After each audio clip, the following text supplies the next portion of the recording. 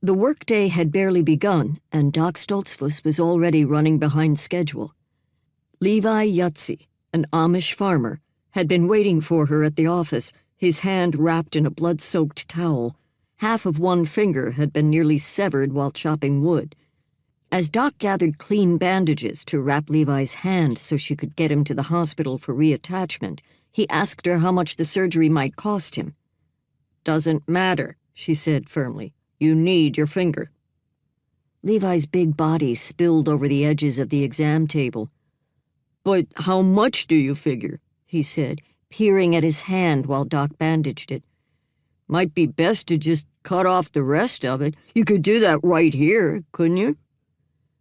Those were the moments when Doc had to remind herself that the goal was to get this man to the hospital for reattachment of a severed digit.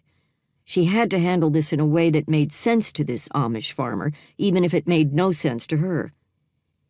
"Levi, if you were a few decades older," she said, "I might give you an option. But you're a young man with a big family.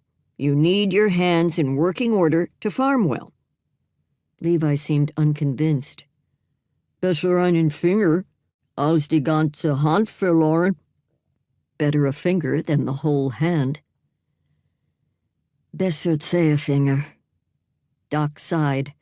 "Better 10 fingers." "God gave you 10 fingers for a reason, and if we hurry, you still have a good chance to keep all 10 of them." Levi looked down at his hands, and she knew he was considering her words.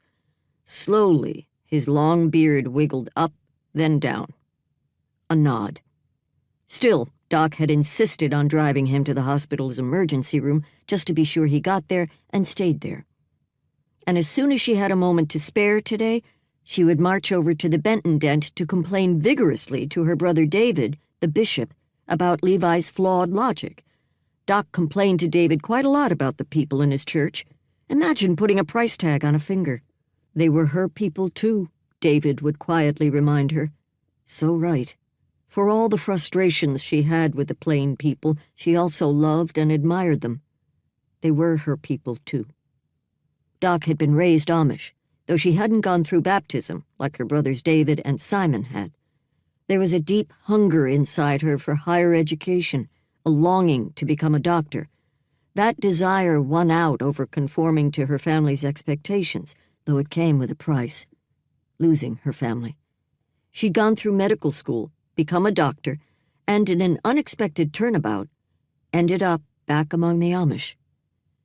Having been raised plain, she understood them in a way few others in her profession could. Frugality and practicality were baked into them, part of their DNA.